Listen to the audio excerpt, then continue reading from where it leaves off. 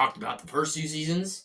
Now it's time to talk about the third season, one of my favorite superhero shows and one of my favorite shows of all time. Let's talk about it. Hold it. Hold it.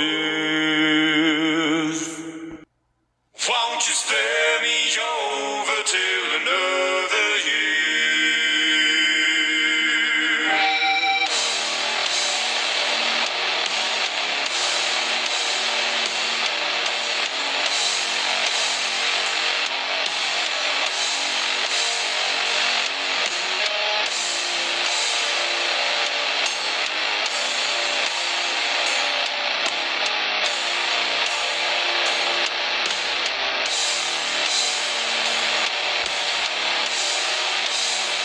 Well, what is this that I can't see?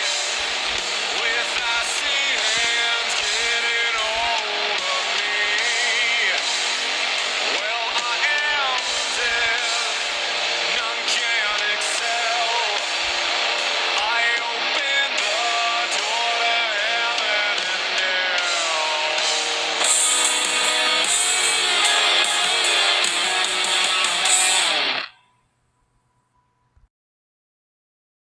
Hello, everyone. Welcome back to another review, and for today, I'm going to be talking about The Flash Season 3. Yes, The Flash Season 3. As I said in the opening, did a talk on the first two seasons of The Flash, and now we are on the third season, and very excited to talk about this one today. And first off, I would just like to mention, Happy Thanksgiving, everybody. Yes, today is Thanksgiving, and I hope you all having a really wonderful Thanksgiving, spending time with your families, eating all the delicious food, and just being thankful for what you have. Because Thanksgiving is such a special holiday. So, yeah, happy Thanksgiving, everyone, and I got 4 videos that I'm looking to make today. My Flash Season 3 review, Flash Season 4 review, and Flash Season 5 review, and Flash Season 6 review. It's a lot, but I'm looking to get them all out for all you good, wonderful folks today. Anyways, welcome back, everybody. If you're new to this channel, hit that subscribe button and that notification bell to get more of all my latest reviews, all my latest rankings, all my latest top 10 lists, and stay tuned for all the cool shit and all the cool stuff that I got coming your way. And for the folks that are coming back to this channel, welcome back, everybody. It's so great and so wonderful to see all your faces again. And I'm so glad and so happy that you guys clicked on my video, because it really means a lot to me. And again, stay tuned for all the cool shit that I got coming your way. Yeah, don't have really anything else to say. Let's just get right to it. Here is my review for The Flash, Season 3, 2016.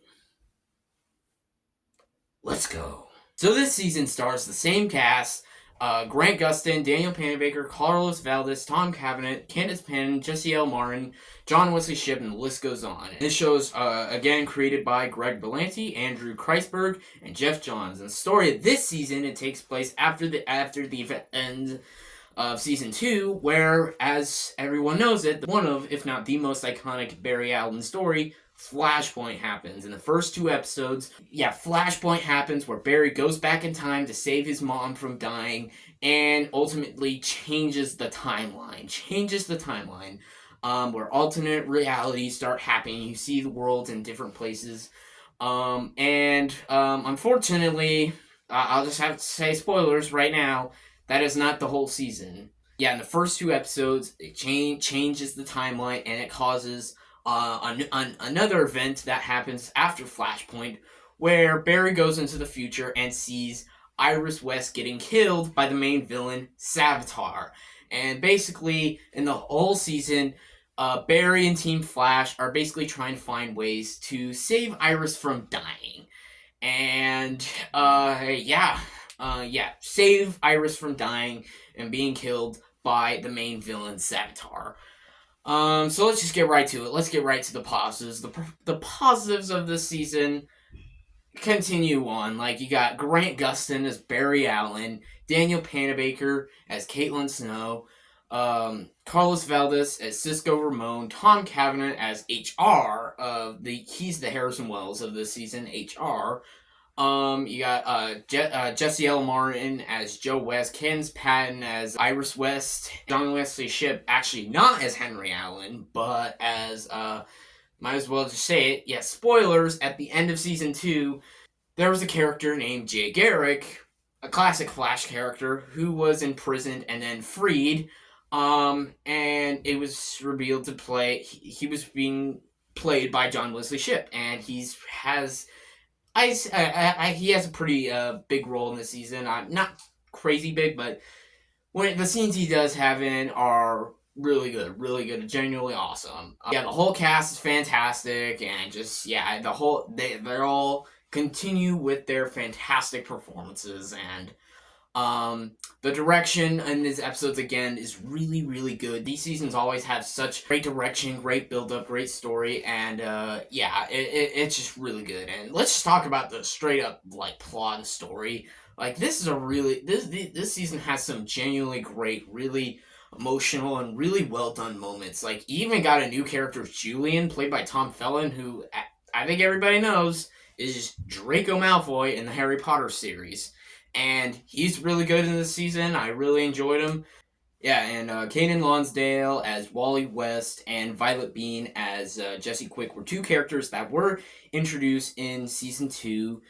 And in this season, they actually become Flash characters. Yeah, they get super speed, and you actually get to see a lot of their chemistry with Barry Allen, and you get to see a lot of their teamwork and partnership, and it's really great and fun to watch.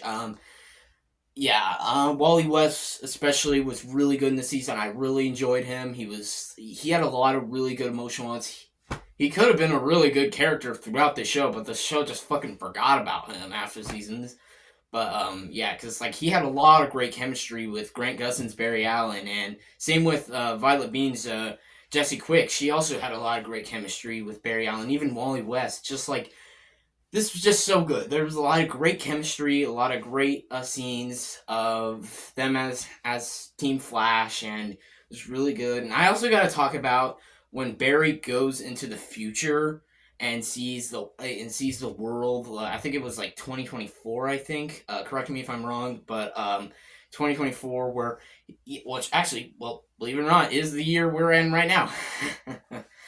But where Barry goes into the future and sees the world after Iris's death, and sees just like just the craziness that happens. Sees like the sad, depressed older Barry. It's just like it was really good. I really enjoyed watching that, and I also got to talk about Caitlin Snow, who I mentioned in the previous review, in my season 2 review, who is becoming Killer Frost, and she does become that in the season, and there are some really good, really intense moments that I thought were really well done, and Daniel Panabaker just really crushes in these scenes, and there's just like, wow, it was really good. And then I gotta talk about the villain, Savitar, who I think most people know at this point, but I might as well just say it. Spoilers if you haven't seen the season, but the main villain, Savitar, is actually Barry Allen. Or at least a second Barry Allen that was, well, I don't want to say too much for y'all, because again, I want you to watch this show for yourselves, but he's the main villain, and I could just go on the positives for so long.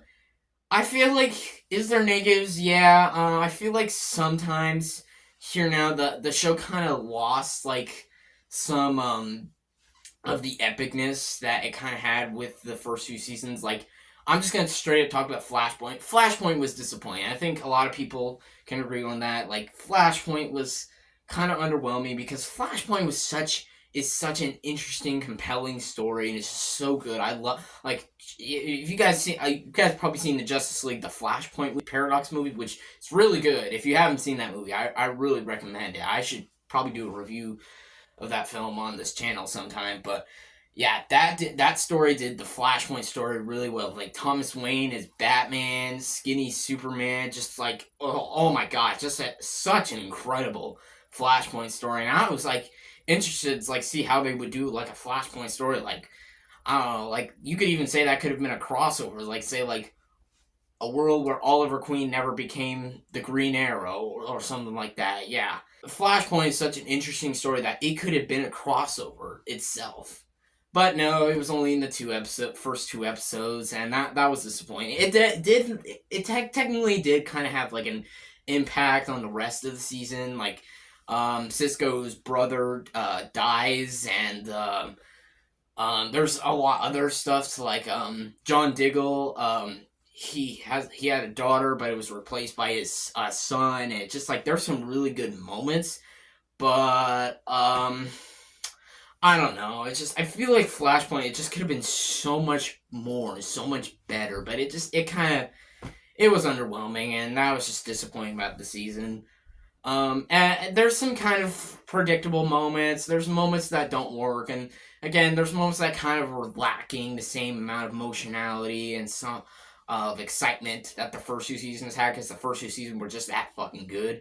But this season is like, it's good, it's fun, it's enjoyable, but definitely not as good as the other seasons. I'd still really recommend it. It's still a good season, but definitely missing some of that best writing and best directing and best acting that the first two seasons had. So, with that, I'm gonna give The Flash season 3 an 8 out of 10. It's a really good season. It's just compared to the other seasons, it was just a little bit disappointing. So, yeah, Flash